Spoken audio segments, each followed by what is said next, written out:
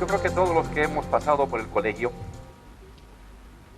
la clase de química o de física, nos ha tocado tener un primer encuentro con el debate, el conocimiento sobre el átomo, los componentes del átomo, la materia, la energía.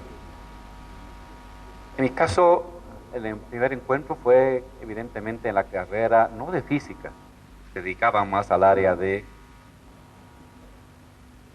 la mecánica clásica, la mecánica newtoniana, que es lo que nos daban. No me tocó el encuentro a través de química. Fue en la clase de química donde nos enseñaban desde el primero, medio, entonces ahora creo que es segundo secundaria.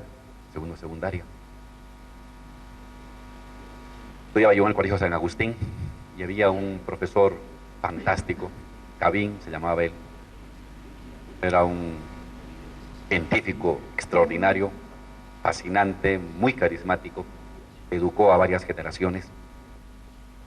Claro, nuestro primer encuentro, como seguramente de todos los estudiantes, era hacer el dibujo, los famosos dibujos de los distintos modelos del átomo. De lo de Rutherford o el modelo de Bohr. Y luego era básicamente policopiados las pláticas. Aún no había Discovery Channel, donde uno ya puede ver cosas más desarrolladas, o ahora el Internet que le permite acceder a una serie de imágenes hermosas sobre la estructura del átomo. Pero igual, no cabe duda de que ese encuentro de pizarra o de papel fascinó a muchos estudiantes de nosotros. Pero ese encuentro con el papel y la pizarra y el dibujito del átomo, del neutrón, el protón, el electrón, quedaba ahí porque no había cómo darle continuidad después. No había en Cochabamba para entonces una carrera de física, tampoco teníamos laboratorios. Entonces esa expectativa de juventud que uno traía en el colegio simplemente quedaba trunca porque había que dedicarse a cosas más, aparentemente más prácticas, porque el estudio o la investigación o el laboratorio para estudiar la materia, eran cosas fantásticas para países muy desarrollados, a los que uno simplemente podía ver a través de una película o a través de la televisión, pero nada más. Es un poco la frustración de mi generación, seguramente de generaciones anteriores y seguramente de algunas generaciones posteriores. Luego ya me tocó estudiar matemáticas en México. En paralelo estaba la carrera de física y de hecho compartíamos ciertas materias con los que estudiaban física. Y ahí nuevamente ellos comentaban el tema de la mecánica cuántica, teoría de cuerdas, pero pues uno tenía que dedicarle todo el tiempo a las matemáticas porque entrar en ese ámbito de la física requería mucho más esfuerzo que uno no podía hacerlo.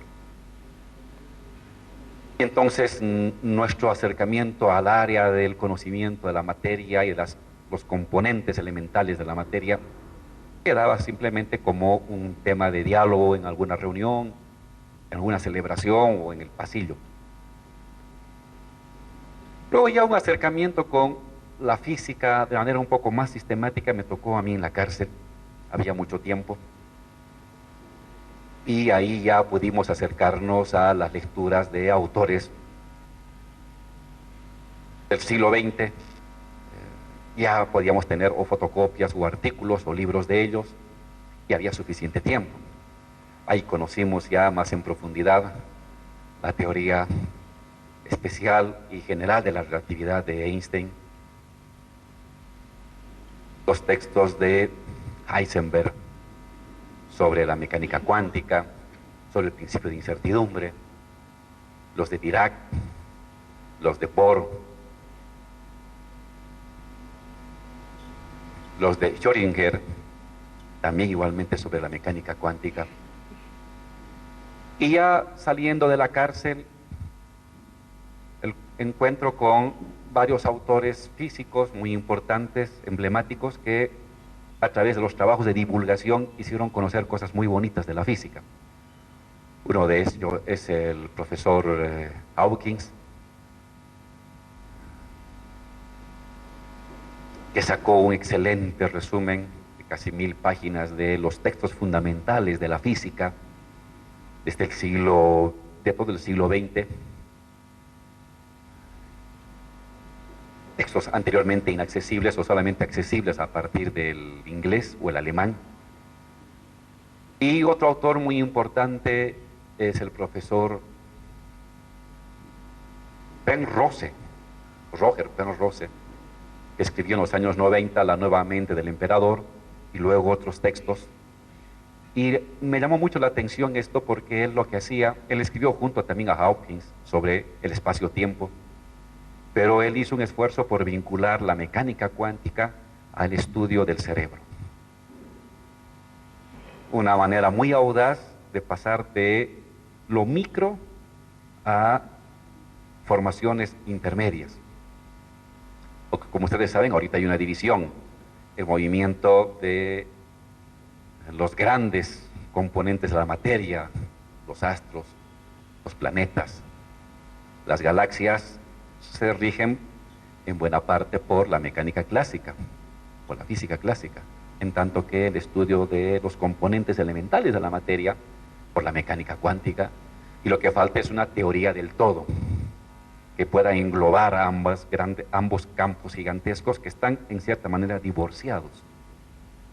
Y el esfuerzo de una teoría del todo lleva más de 50 años intentando englobar una sola interpretación, tanto para los grandes componentes de la materia como los microcomponentes de la materia. Y el esfuerzo de Penrose, que él sigue hasta ahora, sigue escribiendo, es un físico muy importante, un físico norteamericano, para estudiar cómo se mueve la materia, cómo funciona la conciencia.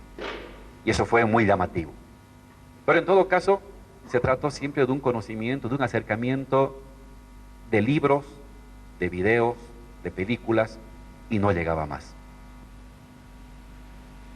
Es así que años atrás con el presidente dialogábamos sobre estos temas.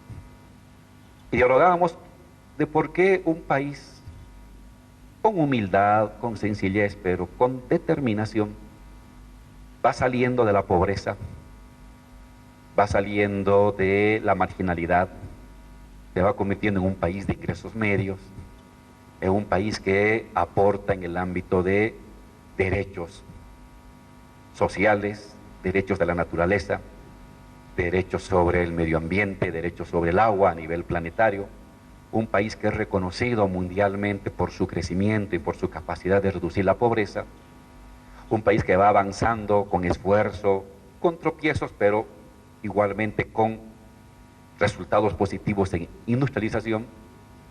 A algún momento de su historia tiene que pasar a generar una masa crítica científica en distintas áreas que le permita pensar de manera realista, no meramente retórica, en producir conocimiento, generar ideas, generar una economía del conocimiento. Y en el tema del átomo, estamos hablando del conocimiento de las leyes fundamentales y elementales de la materia. Estamos hablando de lo más pequeño de la materia, de cómo interactúan los componentes de la materia, cómo se relacionan, cómo se vinculan, cómo se influencian, cómo se transforman. Y entonces un país que no accede a este conocimiento es un país que va a vivir por siglos y siglos en la marginalidad. Cada vez los conocimientos contemporáneos van apuntando a un mayor desarrollo de lo pequeño, de lo micro. De los libros se pasa a la realidad. Cada año se multiplica la capacidad de procesamiento de nuestras computadoras, de nuestro celular. Cada año se vuelve más pequeño el espacio que se requiere para acumular información. Se ha celebrado recientemente el aniversario, los 50 años del aniversario de la llegada del ser humano a la Luna. Para dirigir ese proceso de mandar al hombre a la Luna, se necesitó 4 hectáreas para armar el sistema de información. 4 hectáreas. Esa misma capacidad de procesamiento que estaba antes en 4 hectáreas, ahora está en el celular que tenemos en la mano. Y el año 2020, eso que está ahorita en mi celular, esta capacidad de procesamiento de información se va a reducir a la mitad.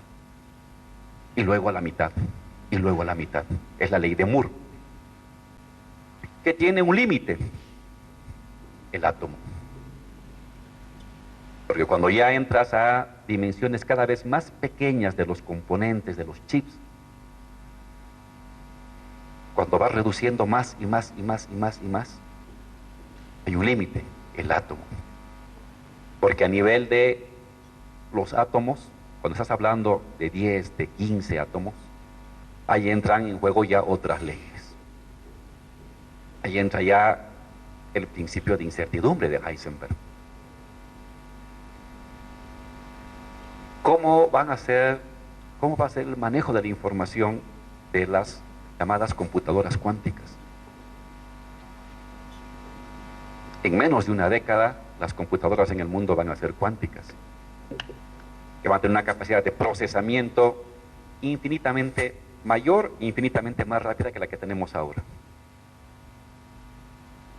Y si un país como el nuestro o otro no tiene la capacidad de conocer, de entender lo que está pasando ahí, simplemente seremos un país consumidor de instrumentos mágicos que nos llegan de otras partes. Y dijimos, no queremos ser eso, no queremos ser un país que administre cajas mágicas traídas del norte. Queremos ser un país que entienda lo que tiene esa caja mágica, que entienda lo que está pasando en un microchip, en una computadora cuántica, lo que está pasando en la actual medicina nuclear, sí, lo que está pasando en los desarrollos del conocimiento contemporáneo, y si es posible que pueda aportar. Que no seamos unos consumidores pasivos y embobados de algo que no entendemos. Estoy hablando de algo que va a suceder en términos de desarrollo científico en la siguiente década, de los años 20 hasta los años 30 de este siglo. Entonces de ahí la importancia de meternos en distintas áreas del conocimiento científico. Hidrocarburos, litio, energía eléctrica, energías alternativas, microprocesamiento, software, pero también las leyes básicas de la naturaleza, el conocimiento del átomo, el conocimiento de la energía nuclear, de la temática nuclear. No se trata de hacer bombas atómicas, se trata de entender cómo funciona la materia desde sus componentes más corpusculares y saber la tecnología asociada a ese conocimiento, la tecnología asociada al funcionamiento del cerebro, la tecnología asociada al tratamiento del cáncer, la tecnología asociada al tratamiento de hongos y plagas en nuestros productos agropecuarios, al tratamiento aplicado para detectar y descubrir minerales, para detectar y descubrir tierras raras, el conocimiento para entender las futuras computadoras que vamos a usar los seres humanos, el conocimiento para entender la energía que va a ser generada mediante fusión nuclear, la energía más ecológica del mundo, que es la del Sol, que es fusión nuclear. Entonces se trata de tener las herramientas básicas científicas para entender el siglo XXI, la tecnología del siglo XXI, la riqueza del siglo XXI, los retos del siglo XXI. Cuando hablamos de la temática nuclear, de las leyes de la naturaleza, estamos hablando de cosas prácticas, y no cosas prácticas destructivas, sino de cosas prácticas constructivas, que están y que van a estar en nuestra vida cotidiana. Alimentos, medicina, información, tecnología. Todo ello basado en el conocimiento de las leyes de la naturaleza del átomo y de sus componentes microcorpusculares. Entonces, lo que estamos haciendo ahora se trata de eso.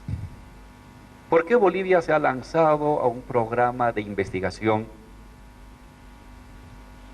de energía nuclear? Porque no podemos estar al margen de un conocimiento planetario decisivo para la economía, para la sociedad, para la ciencia y la tecnología en el siglo XXI. Todo va a depender de estos conocimientos. Todo. La alimentación, la medicina, las computadoras, la televisión, el procesamiento, los automóviles, absolutamente todo cada vez va dependiendo más del manejo, el control, la sabiduría en torno a las reglas del movimiento de la materia, de sus componentes básicos, fundamentales y más pequeños. No estamos hablando de algo para el siglo XXIV, estamos hablando de algo para la siguiente década. Y es por eso que con el presidente tomamos la decisión de crear esa masa crítica de científicos, de técnicos. Es un tema caro, no es un tema fácil.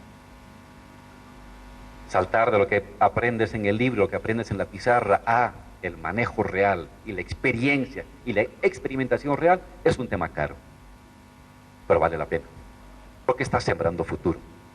Estás generando las personas que de aquí a 5 a 10 años te van a ayudar a entender cómo funciona una computadora cuántica, cómo funciona un celular, cómo funciona un sistema de información local, cómo funciona el tratamiento del cáncer, cómo funciona el uso de microchips en la sangre, de microchips en el cerebro, microchips en todas partes de la sociedad, de un país, de una casa, de una ciudad.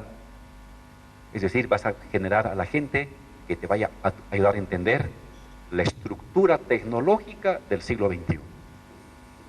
Y por eso que como país hemos tomado la decisión costosa, pero necesaria para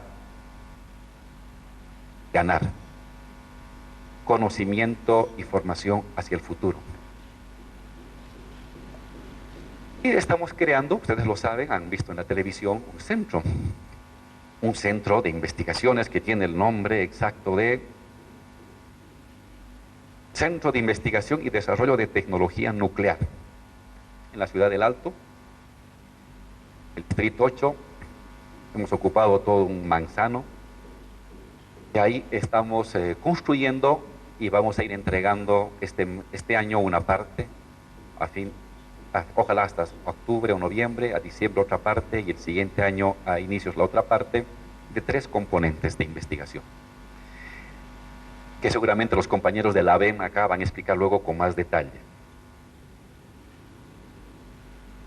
Estamos hablando en primer lugar del ciclotrón, un ciclotrón. ¿Qué es un ciclotrón? Dicho de manera rápida, es como un cañón de partículas, de positrones que permiten bombardear sobre determinado elemento para generar un tipo de material radioactivo, que luego uno lo asocia a un componente orgánico, puede ser la glucosa, se inyecta en la sangre, y eso se ubica en los lugares dañados o que tienen un proceso acelerado de crecimiento, es decir, donde hay cáncer. Y cuando eso luego uno lo ve en una placa, en un En una pantalla es como un arbolito de Navidad, es su cuerpo como un arbolito de Navidad cuando tiene indicios de cáncer. Es lo que vamos a hacer. Vamos a poder ayudar a detectar tempranamente la presencia de cáncer en las personas. Se están creando 3 hospitales de medicina nuclear para usar este tipo de isótopos radioactivos que se mueren al día, a las 24 horas, a las 48 horas, a las 6 horas, dependiendo de cuál es el elemento que uno utiliza, pero que sirven para eso. Hoy se usan, las clínicas en Cochabamba, en Santa Cruz, en La Paz usan, pero las traen de afuera. Es muy costoso. No los traen de la Argentina, no los traen del Brasil o de Chile, o nos tenemos que ir allá, los que tienen plata se van allá, se hacen hacer el examen y luego los datos los traemos acá para que el doctor analice. Pues eso lo vamos a hacer nosotros. Es un tema de física, es un tema de partículas, es un tema de uno de los componentes del átomo, su electrón cargado positivamente. Eso lo vamos a hacer nosotros acá. Se requiere científicos, junto con médicos, que sepan cómo se maneja este aparato, cómo se utiliza, cómo se obtiene tal o cual isótopo necesario para detectar determinado tipo de cáncer. Es un tema médico, pero también es un tema de físicos, de científicos, que tienen que usar ese aparato. Es el primer aparato que vamos a tener, que ya va a llegar las siguientes semanas. El segundo aparato que vamos a tener es una planta de radiación gamma, mucho más sencilla. Esta es utilizada para la agricultura, para deshacernos de los hongos, de las enfermedades, que por lo general a veces nuestros productos agrícolas tienen al momento de ser exportados, que varían si son hortalizas, si son tubérculos, en fin. Entonces eso que lo hacen todos los países del mundo para que sus productos de exportación y de transporte no se degeneren rápidamente, sino tengan mayor capacidad de durabilidad en el transporte y el mercado, lo vamos a hacer aquí en Bolivia. Toda América Latina lo hace, menos los bolivianos. Ahora los bolivianos lo vamos a hacer con científicos bolivianos que van a tener su planta de irradiación para ayudar al productor agrícola, mercado interno como en el mercado externo.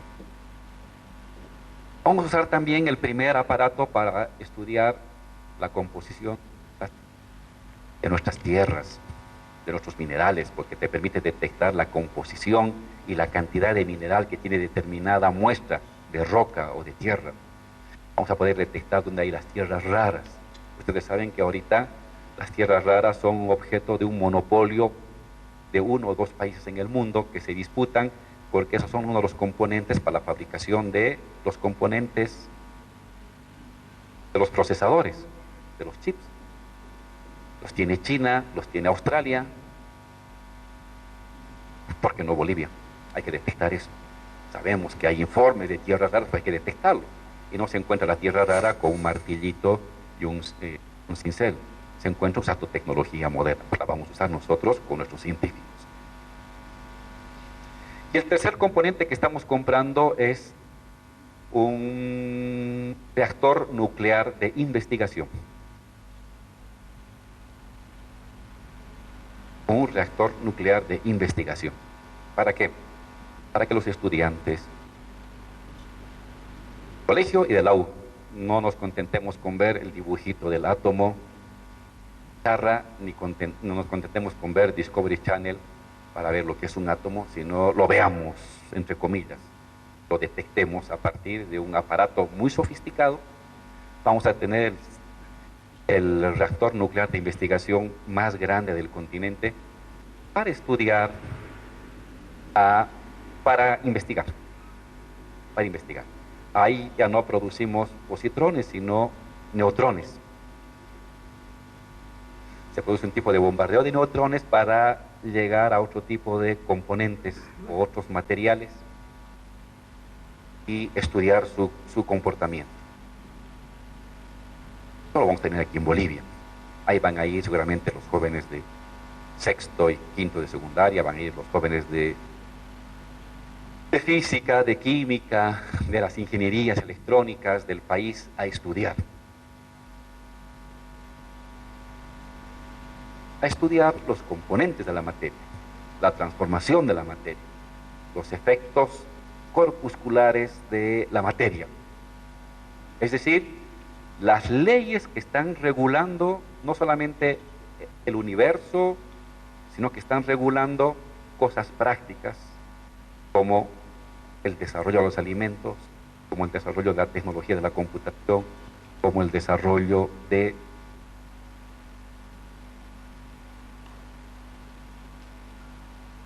la fusión nuclear. Con estos tres componentes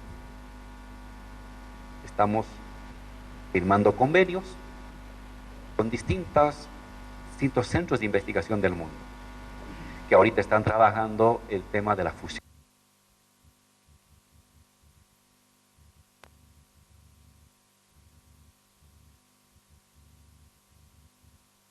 Que no desaparecen en miles de años, sino la fusión nuclear. Se trabaja con hidrógeno y se trabaja con un derivado del litio, el tritio. Es un ion de litio, ion 6, ion 7. ¿Y dónde está el litio? Aquí tenemos el litio. Bolivia es el país de la mayor reserva de litio en el mundo. Pues con esa mayor reserva de litio en el mundo, muchos investigadores del mundo están buscando la manera de encontrar la manera barata, porque ya lo han logrado, de fusionar átomos para generar energía eléctrica, que va a sustituir al petróleo, va a sustituir a la generación por termoeléctrica, por las hidroeléctricas, incluso también por la eólica y la solar. Es un tema de punta en la investigación científica, en el mundo entero. Ya se lo hace, lo que no se lo hace es en términos que resulte económico, que la cantidad de energía que se mete sea menor que la cantidad de energía que sale. Cuando se logra eso, se vuelve ya susceptible de comercializarlo. Será de aquí a 5, a 10, a 15, a 20 años, no sabemos. Pero distintos laboratorios del mundo están trabajando el tema de la fusión nuclear para generar energía eléctrica limpia, ecológica, que es la energía que llega del sol. No tiene nada que ver con bombas atómicas ni con armas atómicas, tiene que ver con desarrollo de energías limpias, desarrollo de medicina, de cultura, de eso se trata. Entonces, estamos nosotros empeñados en ello. Vamos a asociarnos con todos los centros de investigación del mundo, estamos mandando a nuestra gente para que se vincule con estas investigaciones de punta en la fusión nuclear. El presidente estuvo en Rusia y vamos a asociarnos con los laboratorios rusos, pero también franceses, y si hay norteamericanos, lo que haya, para que Bolivia sea copartícipe, en mínima parte, pero copartícipe de este desarrollo de esta moderna tecnología. Y para eso necesitamos ingenieros, físicos, químicos, en fin, que vayan a prepararse. Entonces, para nosotros, la energía nuclear es un tema de presencia en el siglo XXI, de conocimiento de las leyes de la naturaleza que se las están aplicando gradualmente en todos los espacios de la vida. Alimentación, procesamiento, conocimiento, computación, cerebro, energía. Los bolivianos tenemos que estar ahí, no como compradores, sino como creadores también, como aportantes. Pues es en torno a este centro de investigación y desarrollo de tecnología nuclear que vamos a armar un super equipo de nerds, de huasquiris, de chalpiris, de Bolivia entera, que se dediquen a este tema. ¿Cuándo arrancamos? Este año. Estamos invirtiendo más de 300 millones de dólares en bolivianos, 2.100 millones de bolivianos en esta primera parte, para lograr ello. Ya hemos mandado muchos de nuestros jóvenes a Rusia, estamos mandando a muchos jóvenes a Argentina. En Argentina tienen 4 de este tipo de centros de investigación, en Brasil tienen 5, en Perú tienen 1, en Chile tienen otro, pues ahora Bolivia va a tener 1, con la diferencia de que va a ser el más grande en su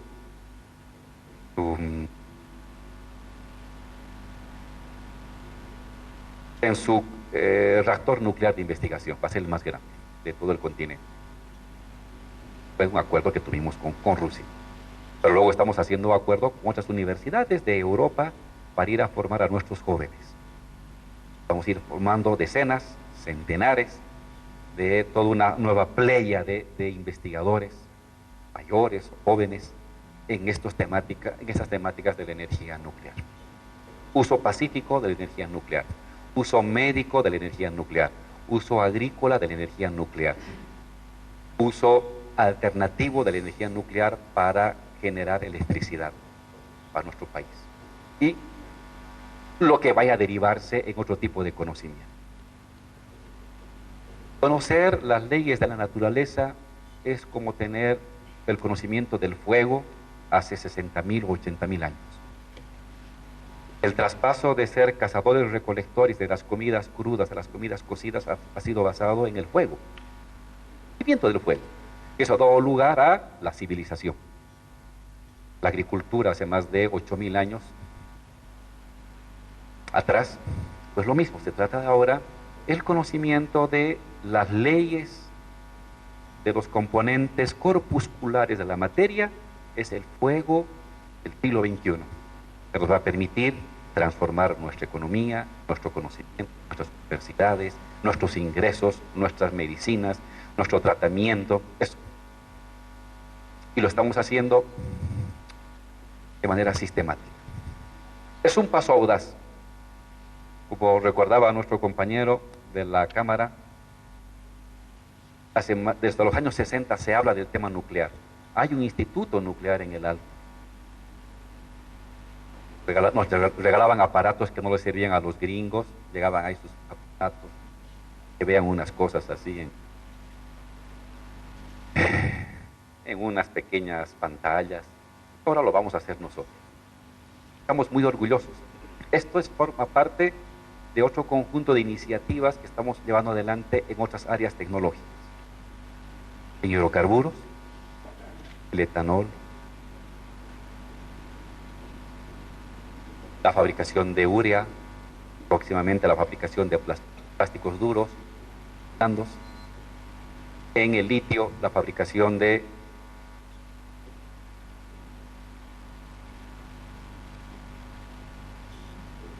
carbonato de litio, hidróxido de litio, litio metálico, cátodos, baterías, etc. En el tema de software avanzado aquí en Cochabamba, también en Santa Cruz, en La Paz, en fin, en el tema médico, el uso de medicina nuclear para curar a nuestra gente. Si ustedes se fijan, se trata de un espectro amplio del desarrollo científico-tecnológico, ya no solamente como propuesta, sino como realidad. Y es por ello que yo celebro mucho la iniciativa que han tenido, de verdad que muy bien, para hablar con franqueza de qué se trata. No hay nada que esconder, no se trata de un proyecto escondido, secreto, no se trata de producir ningún tipo de arma, simplemente potenciamiento del arma cerebral que tenemos todos los seres humanos para usar de manera pacífica y benéfica este tipo de conocimiento. Se trata de un tema que va a estar en el Alto, en La Paz, pero está claro que la gente que estamos convocando viene de las distintas universidades de todo Bolivia, de Santa Cruz, de Cochabamba, la ciudad de La Paz, de Potosí, de donde sea necesario, y la influencia de ese tipo de investigación va a repercutir también evidentemente en todo el país. Por eso yo celebro este encuentro. Sé que están aquí los compañeros de la VEN. ¿Están aquí los de la VEN? Ven, Purito. ¿Nadie más ha venido?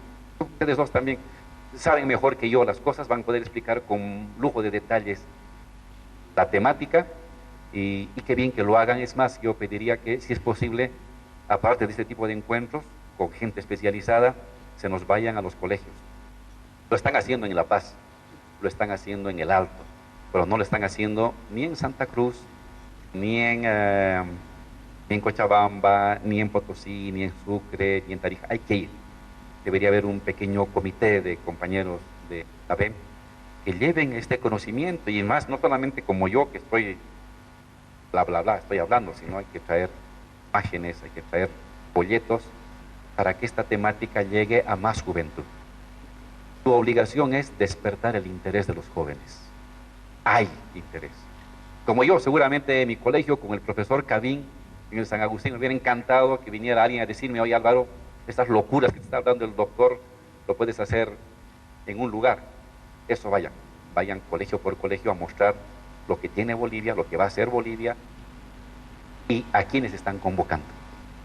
Despierten ese entusiasmo por la ciencia, despierten ese entusiasmo por leer a Einstein, por leer a Heisenberg, por leer a Penrose, a todos esos tipos que han generado conocimiento que es muy útil para la humanidad. Te felicito, compañero, por esta iniciativa y muchísimas gracias. Estas fueron las palabras del vicepresidente del Estado, Álvaro García Linera, esto en el marco del primer